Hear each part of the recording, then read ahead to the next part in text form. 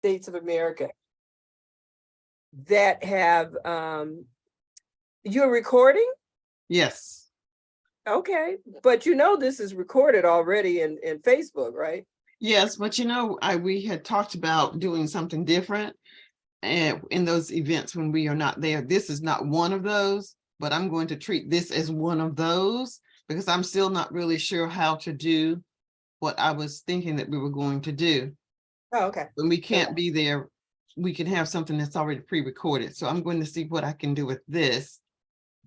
Because it's easier to download than downloading it from Facebook, or? Well, I don't know. Well, download it. I don't know. I don't know. You know, I mean, we are still the novices of learning. So I'm just learning what will work, what will not work. And that just came across my mind. Novices. You're the novices.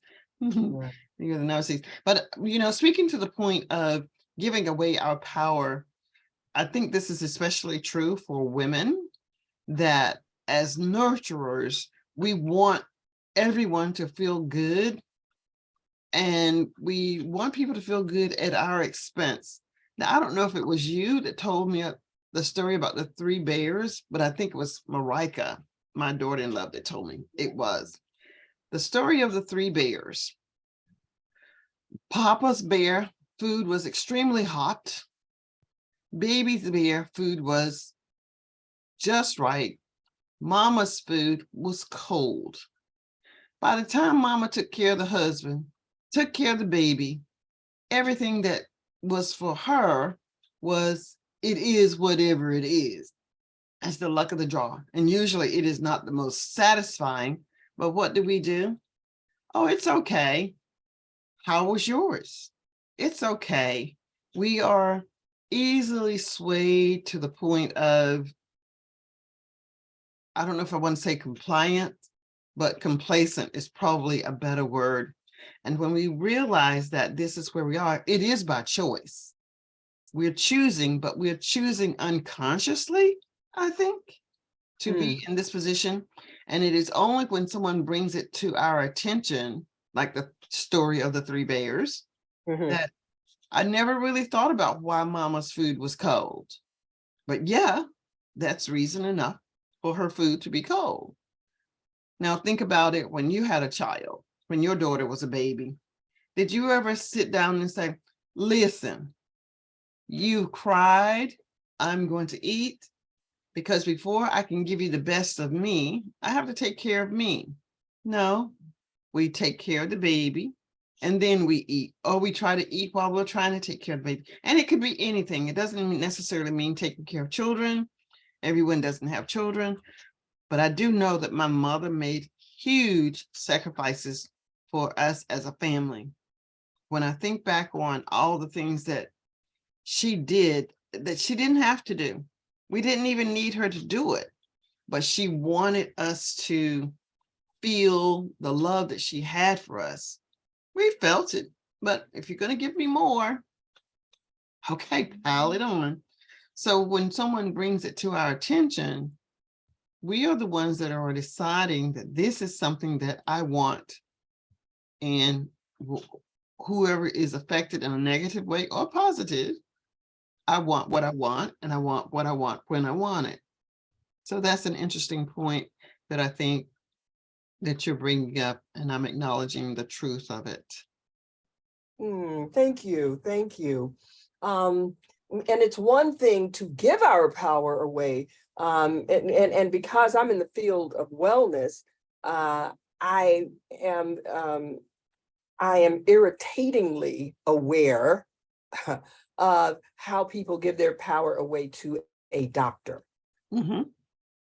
And a doctor who is limited in what it is that they know about healing. Because as I've said often,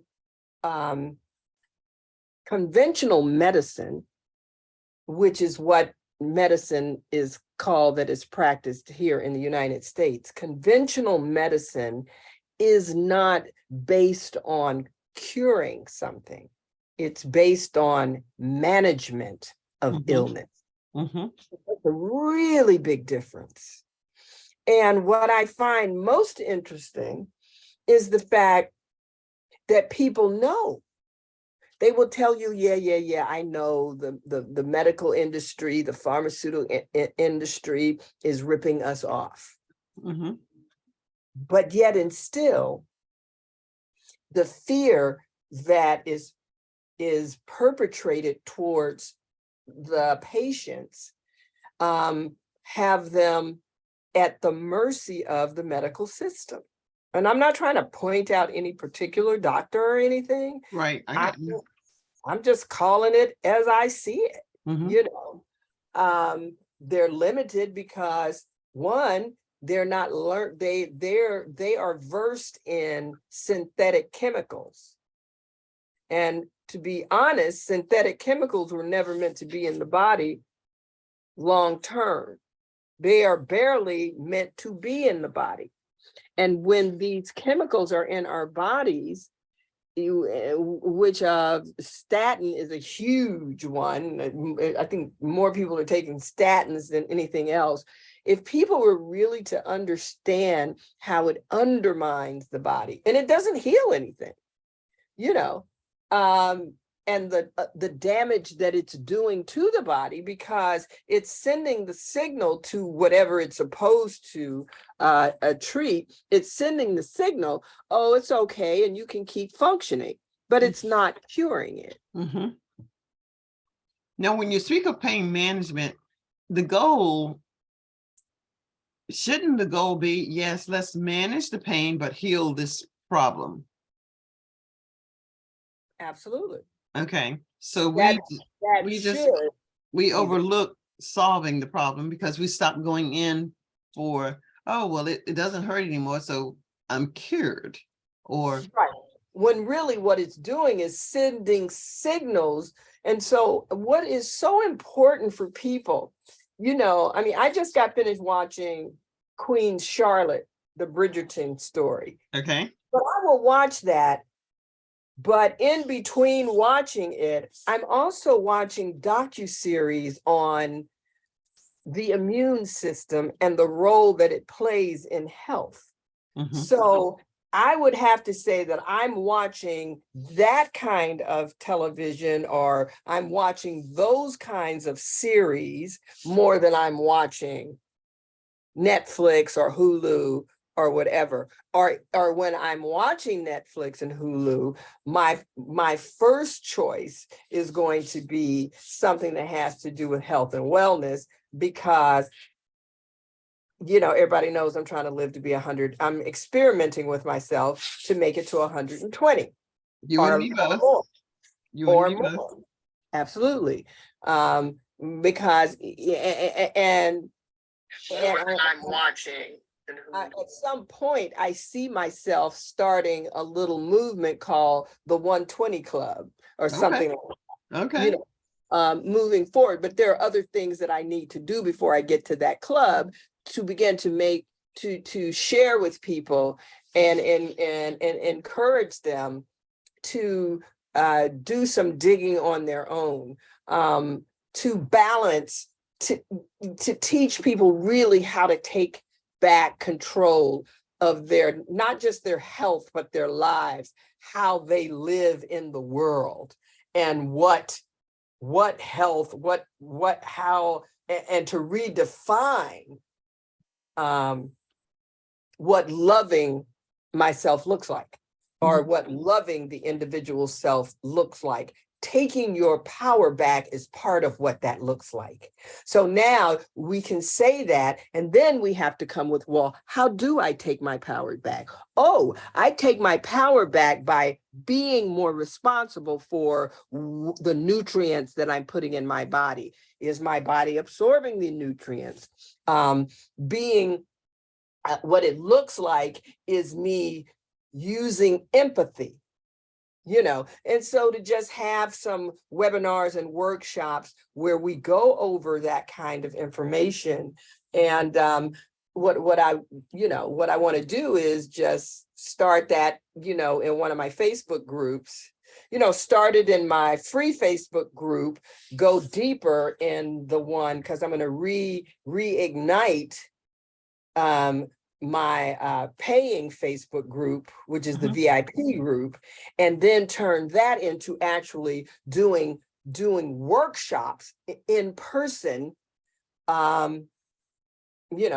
for the city or whatever else. I was having a conversation yesterday with one of the employees for the city here in Memphis, and we really had this conversation, started this conversation back in 2018, because in my life, I don't know how not to talk about it. There's nothing to me that's more important than individuals taking their power back, understanding what's going on in my body, how my body communicates, because it communicates, like there will never be an internet system that is greater, or a computer system that is greater than the body itself. As a matter of fact, they're kind of built on, because this is pinging off this and this is pinging off of that. And that's why we are electrical, because there are currents going there and currents going there. And the truth of the matter is, when signals are not happening the way they're supposed to happen, because they need certain chemicals to create that act to happen, then it's not able to do what it's supposed to do, say, to keep the liver strong and healthy. And so whatever we're eating, whatever we're not putting in the body, whatever we're not doing, it breaks down the body's ability for the liver to do what it's supposed to do. And I'm just choosing the liver. It could be any system of the body, because it talks, the body and the cells, the body is talking through to each other with electrical currents. And those currents are part of the chemical makeup that causes, that movement of the electricity or the signal. I'm signaling you over here, I'm signaling you over there. That was one of the interesting things about COVID, and people not understanding what a virus does in the body. But when the virus comes into the body, it is communicating with the cells, with the tissues, with the muscles. It's communicating, and it comes into the body to basically do a check on it. It would be the same as if you were going to run a systems check on a computer. Run systems checks. You've seen that when you get ready to download something, it didn't download properly, and then it says run a systems checker. That's what a virus does that comes into the body. Now, if it's coming into a body where an immune system is strong enough where it can handle it. But here in America, where we were considered to have some of the highest cases of COVID, you're dealing with one of the sickest nations in the world. So you're dealing with a country whose comorbidity rates, and that means people that already have illnesses, people that are already on 5 pharmaceutical drugs or more. So you've got this chemical storm going on in the body that's creating this toxic environment. So it's not the virus that is messing us up. It's all the chemicals that we're breathing, that we're eating, and pills that we are taking. And I'm not talking about nutrient pills. I'm talking about all the pharmaceutical pills. Okay. And as you're saying that, my mind is going through your analogy that, yeah, this is the patch. This is something temporary. This is what you're supposed to be doing temporarily while we try to figure out what you should be doing, whether it's eating right, exercising, meditating, all of those things. But if you've got the patch, oh, well, I don't need to do anything because I'm not feeling any pain. But what is happening, and we think about with your analogy, again, there are little bots that are going around searching for little places where I can deposit whatever I want to deposit.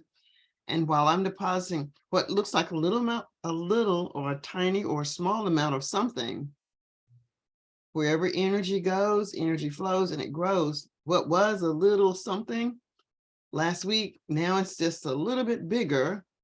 And then it becomes something else that I have to manage with another patch, if you will. Now you're all patched through. Then when we go in to really try to evaluate the repair that needs to be done, oh, we've got to replace the whole knee. We got to cut the whole thing out. Whereas maybe we would not have had to take it out if we had paid attention to the smaller things. So I think you're onto something when you're with your club, your group, or whatever it is that you're going to organize, is that it will be a small group of people to start, because you're not the only one who's interested in health, and others are waiting for you. They're waiting for you to unlock the door for me to come in so I can say, well, you know, I have blah, blah, blah, blah, blah. And you can say, well, have you thought about, have you tried blah, blah? And someone else may say, yes, I tried that, but this is what I found works better. Getting my rest, eating whatever it is that I need to do. And I think I've heard you say frequently enough, the body is a pharmaceutical factory. It can manufacture. Not a pharmaceutical factory. You have your own pharmacy. You have your own pharmacy. Okay. Yeah, Well, different. something. Okay, go ahead and explain to me what it is that you say, because I think it's really worth knowing that the body can do. We have an innate pharmacy in our body. We don't need to take pharmaceuticals, to be perfectly honest. We don't really need to take pharmaceuticals. We believe that we do. And that's when the belief system comes in. So we believe, but already that's why it's important to do all the things that you said to do. And that doesn't mean to do them all every day, but to have those in your repertoire, in your toolbox of things to do: sleeping properly, meditating, breath work, exercise, laughing a lot, being with other people, you know, camaraderie, relationships, healthy relationships. And you're no longer on video. Come down. You're no longer on camera. Oh, you mean, oh, okay. And so, you know, laughing, interacting with other human beings. So every time we have any kind of emotion, it releases chemicals and hormones in the body. Either those chemical and hormones are creating a toxic environment in the body, or they're helping to heal the body. The body is, and based on those chemicals and what we're doing and how we're acting, it is either going to oscillate or vibrate to a high frequency or a low frequency. When it is vibrating to a low frequency, that means the body is releasing the toxic chemicals. Because the low frequency is associated with the emotions of hate, racism, anger, sadness, guilt, shame, and all of those, and pain. The healing chemicals and hormones are related to laughter, love, empathy, what I think is beautiful, how I treat another human being. Again, I'm going to say laughter, how I care about myself. So as I move forward with what it is that I want to do with the group, wait a minute, and those things are the things that heal the body. All the things that I said, those are the things that to help in healing the body. If there's anything that a person should do, is be responsible for how I send myself to sleep at night in a happy, in a very happy way. Okay, this is Victoria. I'll get that later. A peaceful, you know, vibrating to a high frequency. Put myself to sleep like that. And when I wake up in the morning, if I have negative thoughts, oh my God, I woke up late, I'm going to be late, this is going to happen, my boss is going to, and create this whole negative the first thing in the morning, that's what you want to do. You want to release those negative chemicals into your body, and then we want to wonder why we get sick.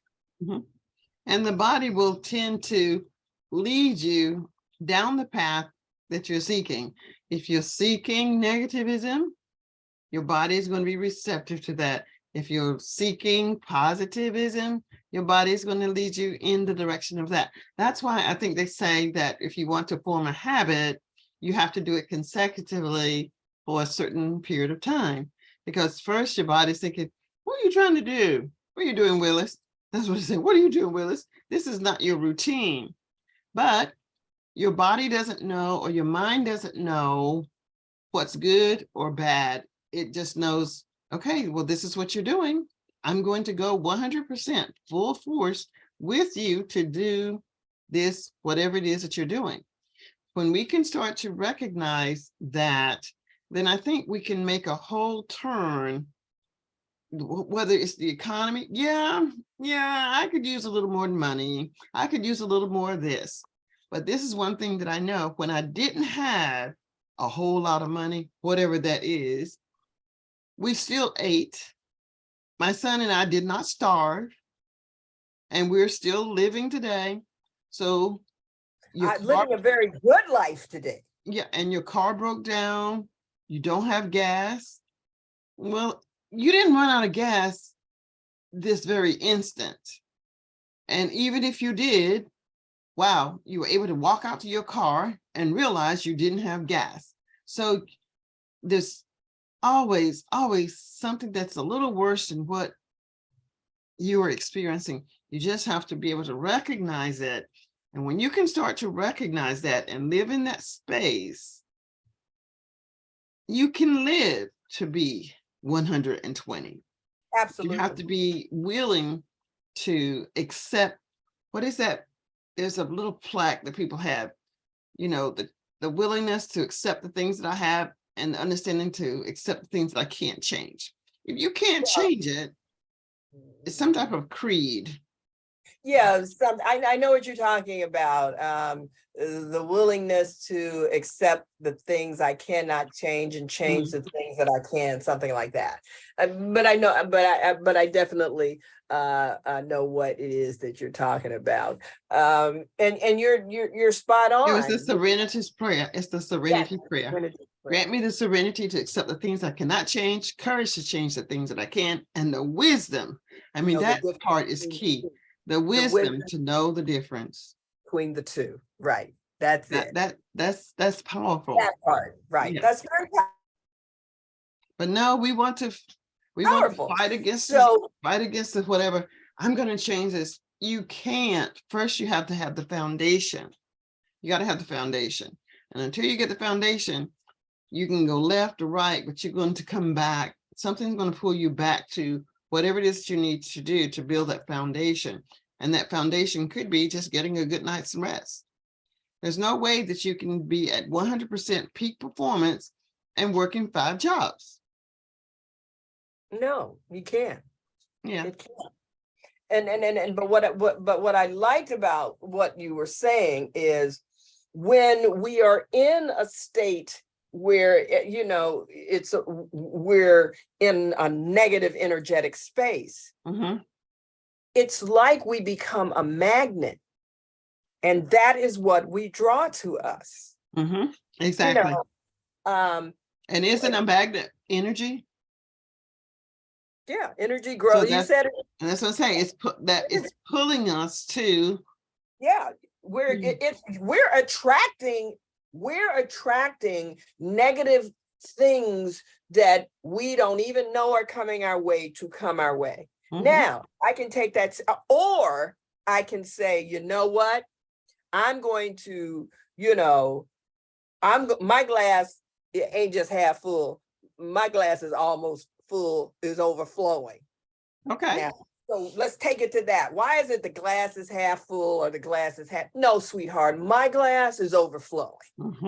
Now, what if we were walking around not with the either or of those, but with that mindset in our heads. And that was what we were telling ourselves. And that was what we were programming ourselves to receive. Because when we would do that, then what are we doing? We're attracting all of the abundance in the world like a magnet to come to us. Come stick on me, abundance. And then it's not about how much money I have, but how much abundance I have, or we have, or that comes to me, that will far exceed just money.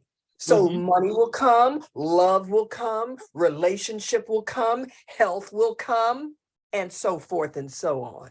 Exactly. And I think it's Gary Vaynerchuk who says, it's not either or, it's this, that, and more. I love it. This, that, and more. It's not an either or. It never has been an either or. It's this, that, and more. I love that. But we've been conditioned with that either or. And if that's working for you, which if you think it is, it really isn't. You can think it is, but it really isn't. And it goes back to what you're saying, is that we put our women specifically put ourselves in a position where we, for some reason, don't believe that we should be happy. We should be content with the scraps that is left behind. But no, we can live abundantly and still serve others more abundantly because we have the capacity to do that. So when we talk about, wearing the cape, that sounds good. And I still like to use the phrase, I'm going to take my cape off. You don't have to take your cape off. You don't have to put your cape on. You just have to be, or recognize that there's power in saying not right now, or just no. What is it? Lisa says, no is a complete statement. It doesn't mean that I care any less for you or any more for myself or others, but the answer right now is no. Right. No. And I don't owe an explanation for the no. It is just no. And then when it's a true yes, a firm yes, more abundantly can I give to you and to others from the overflow. Oh my gosh, that is just, and that my cup runneth over. It's in the Bible. Yea, though I walk through the shadows of death, I will fear no evil. And it's like, what is it? What does it mean? The shadow of death.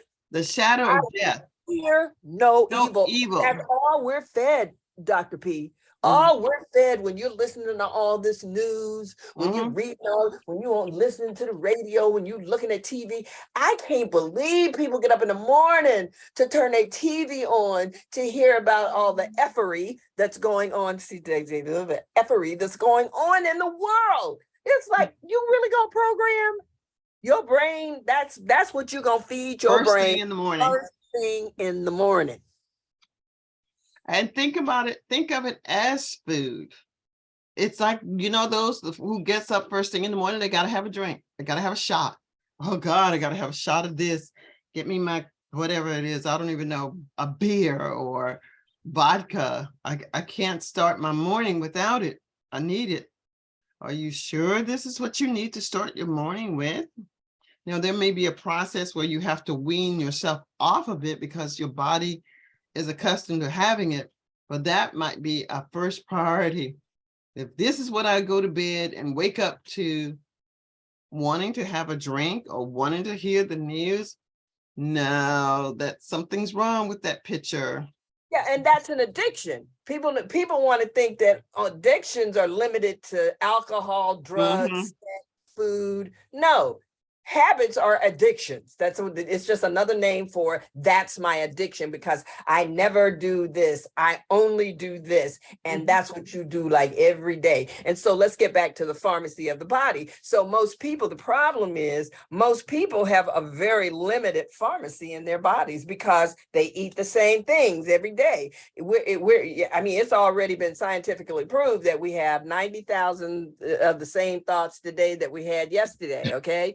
So And if thinking, we didn't act on them yesterday, most likely we're not going to act on them today. So well, who it can is act, first of all, who can act on 90,000 thoughts in the first place? So you can't even act on 90,000 thoughts in the first place, you know, in this three-dimensional world, you know, when you want to open it up and it becomes more metaphysical and you start dealing with the quantum field, that is a different experience, but that is not the experience that most people are having or know anything about necessarily, you know, which is why I encourage people just dig deeper, scratch beneath that surface, you know.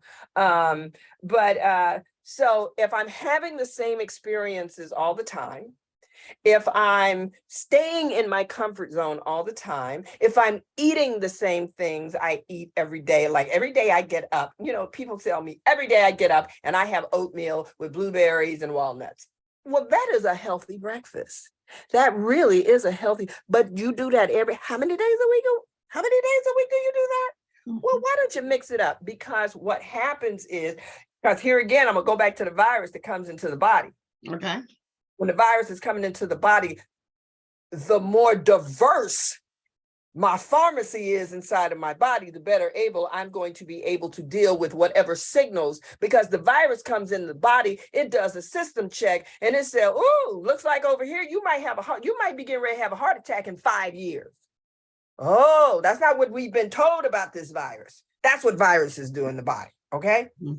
Now, and so if it's coming into a body that doesn't have comorbidities, if it's coming to a body that doesn't have all those pharmaceutical drugs in it, if it's coming to a body that's not filled with antibiotics, if it's coming into a body where the person is a meditator, a breath work person, I'm doing exercises and it comes into the body, you know, and I want to emphasize meditation and breath work. I want to emphasize that because it is so underrated.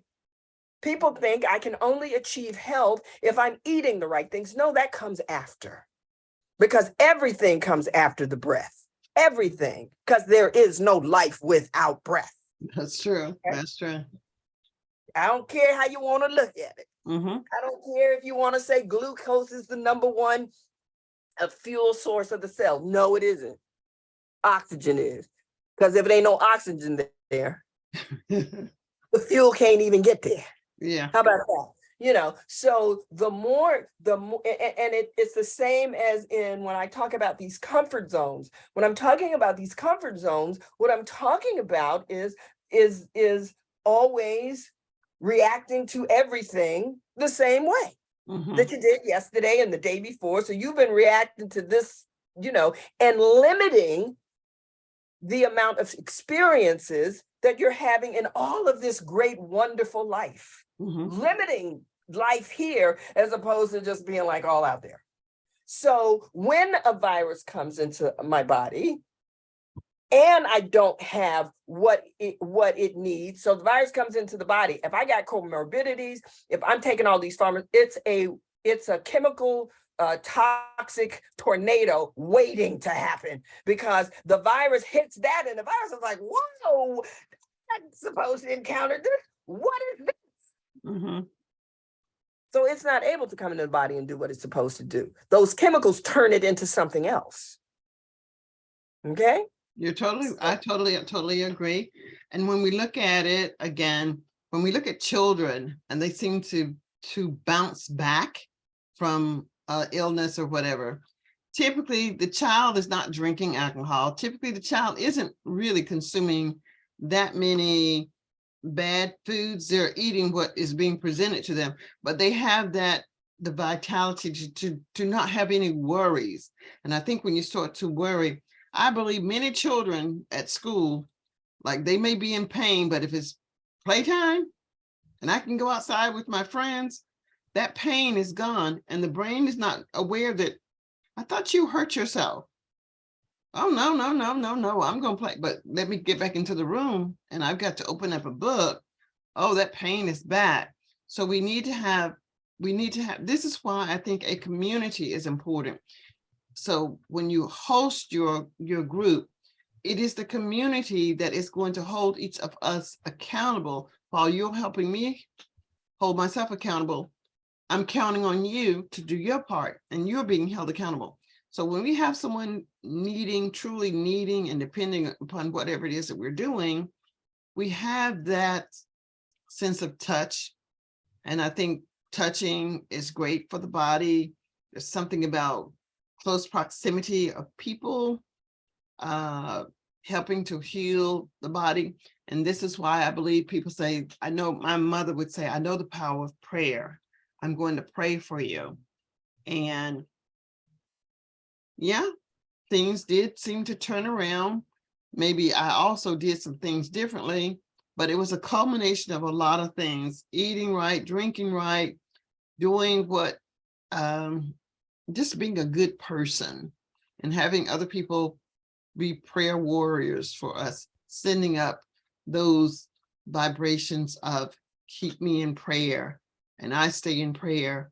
It is a lot of things. It is not just one thing. As you say, it isn't just eating the oatmeal and blueberries.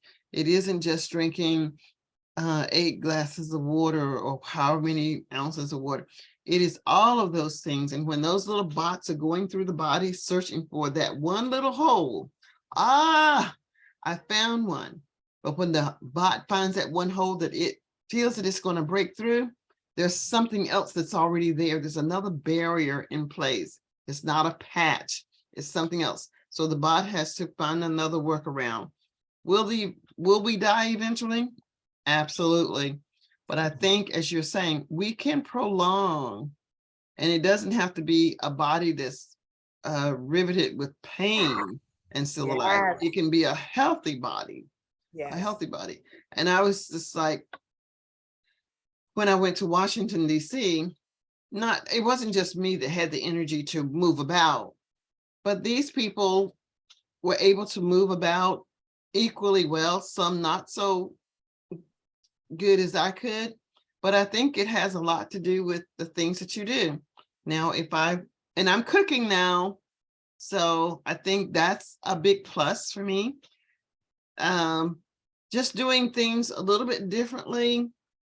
Well, what's happening is, as you're doing these things that are different, you are releasing chemicals in your body that weren't being released when you weren't cooking, because every time we have a thought, every time we do something, every time we meet someone we've never met before, every time we get out of the comfort zone and we have an experience, and this is before we eat anything. This is before we drink anything and have these new experiences. Then that is when we release new chemical. We release chemicals that are different based on the experience that I had. It's one of the reasons. It's also one of the reasons that I like juicing.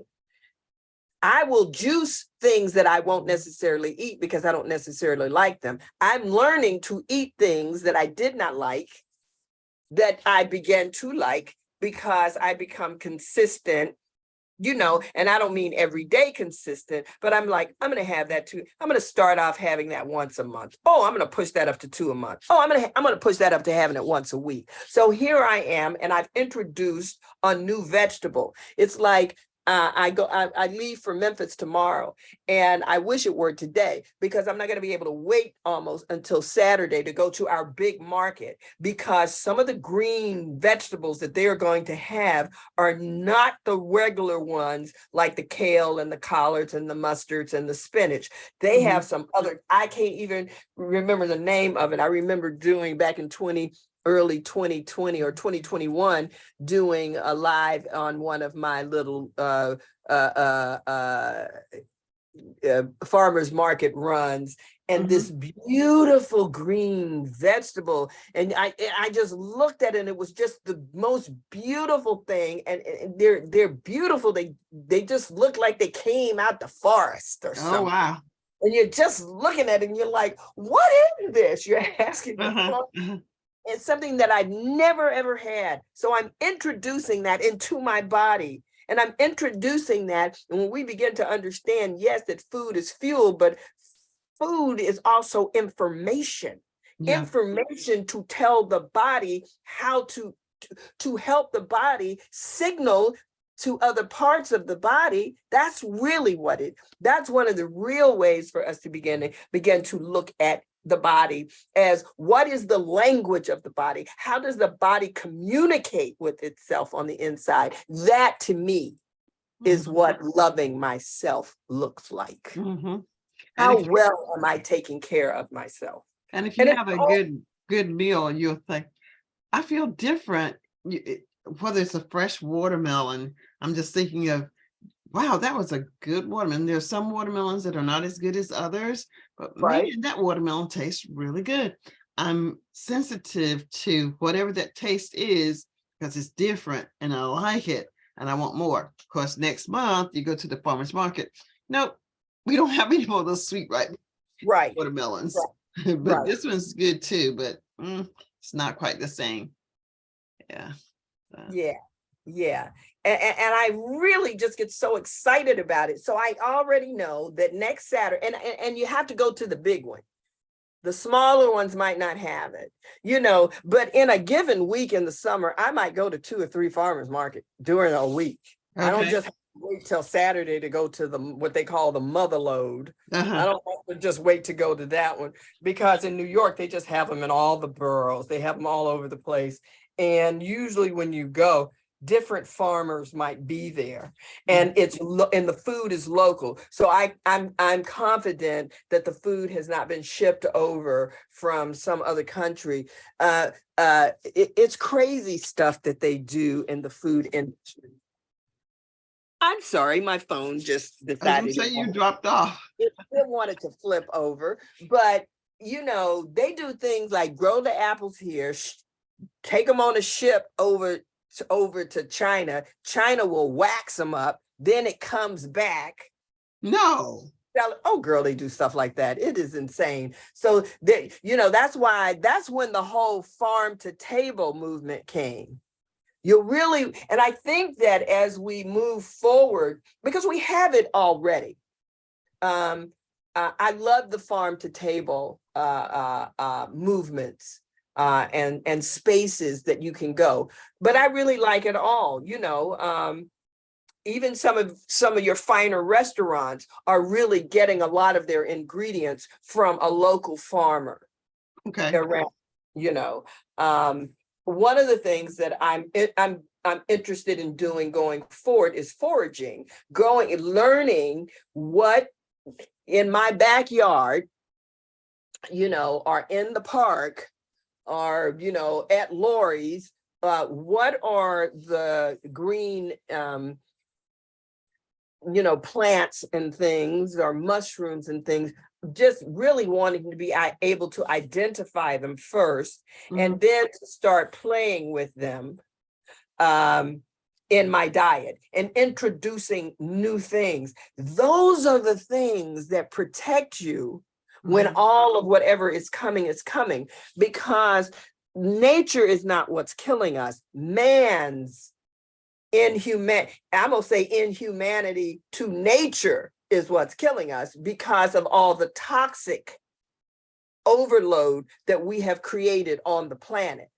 So even when the virus comes into my body, the virus is already, the virus is in the air, right? It was an airborne virus, supposedly it was an airborne virus. Really it was a virus that came, and if you sneezed, you needed to be close to somebody, and you needed to sneeze on them or something like that, and you needed to be getting the spores and all of that kind of stuff from that close-up that close proximity kind of thing, which is why the quarantine was so bad, because anybody that actually had COVID and you were quarantined, you weren't even getting fresh air in most of those homes, because it was happening during winter, and unless people were opening their windows and things, I think that the rise in the part of the reason that we had the problems that we did was because of the fact that we were quarantined, where people really should have been outside breathing the air as opposed to recycled air. Recycled air is not ever going to be as good as even the toxic air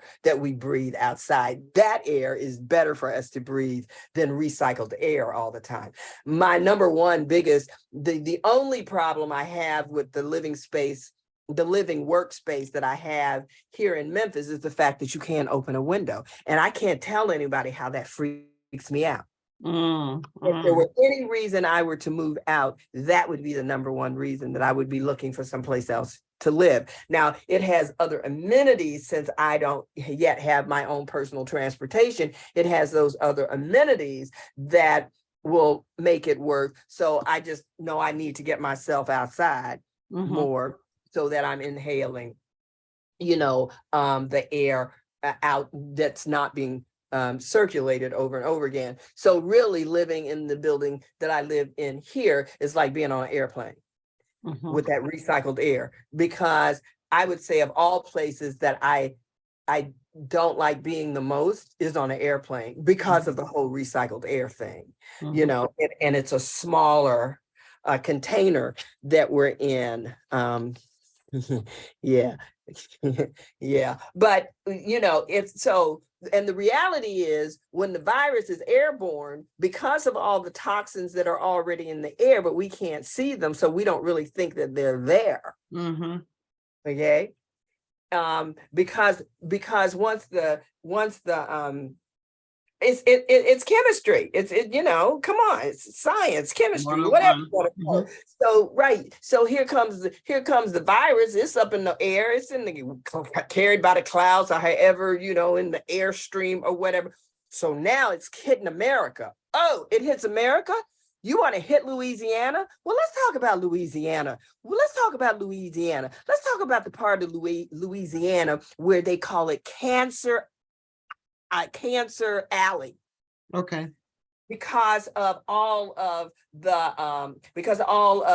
Roundup Ready that has floated down the Mississippi and just ends up in this cesspool of some of the most toxic chemicals on the planet. Okay, so that's there in the cesspool, right? But it don't just stay there because those chemicals go up in the air. So not only is it landing in a water, but the antibiotic that's doing most of the damage that's a part of the Roundup Ready is water soluble. And that is what is the craziest thing about Roundup Ready, because that means, oh my God, the water's just soaking it up and then it goes into the soil and now it's going up into the rain and the clouds. So I don't care what you eat.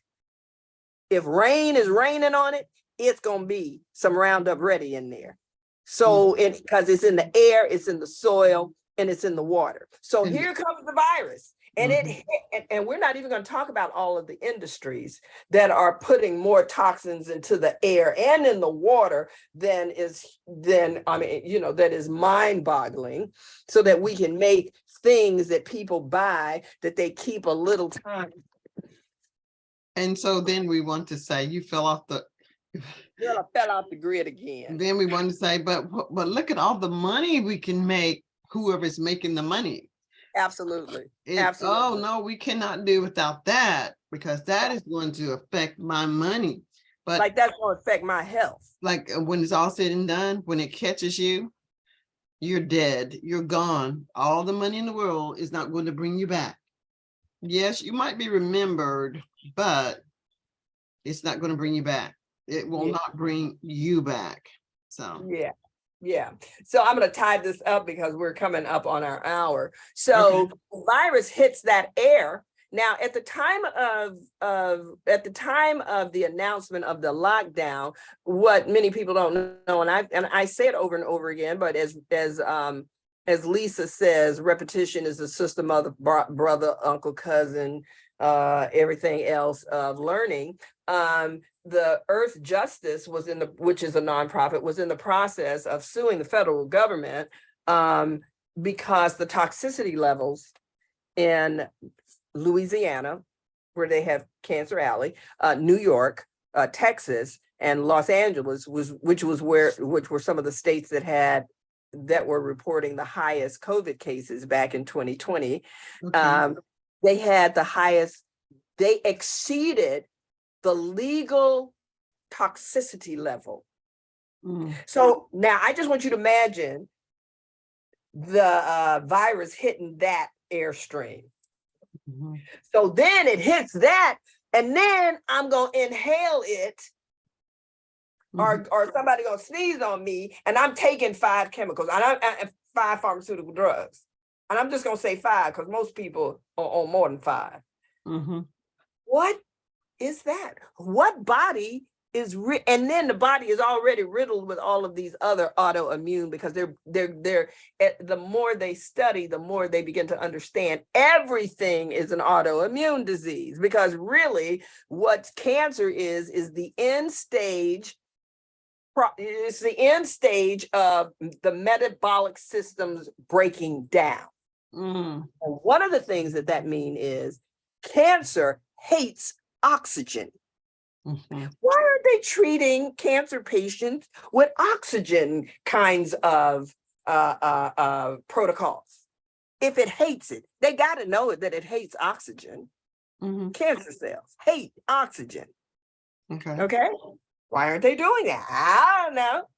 Because you ain't gonna make no money if you ain't got 9 or 10 million people yearly that are dying from cancer. Dying.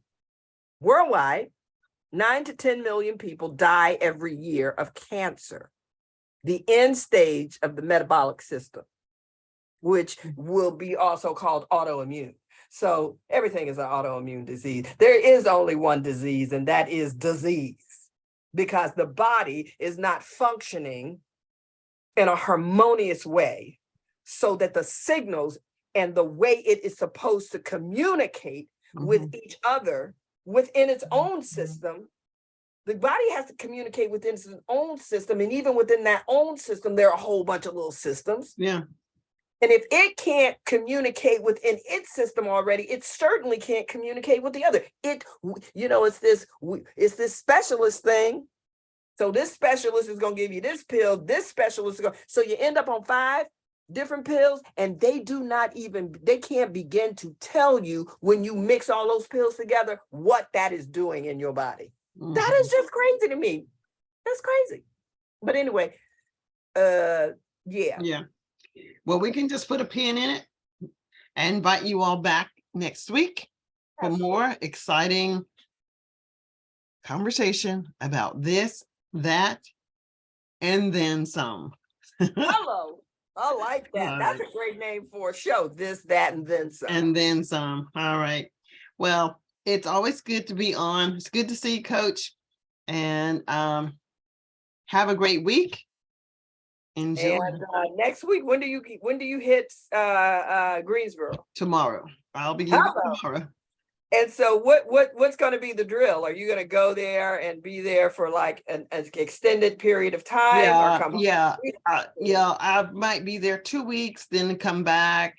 It just depends, but I will be coming back to my house at some point. So I got my little suitcase, my little clothes. Girl, go ahead, get down. Go on, get down. But whatever the case may be, it should be fun.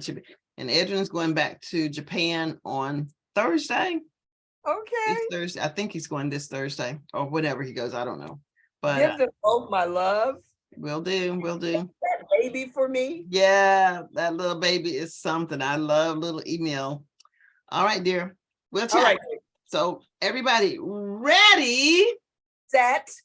Go live. Bye. See you next week. Bye. Bye-bye.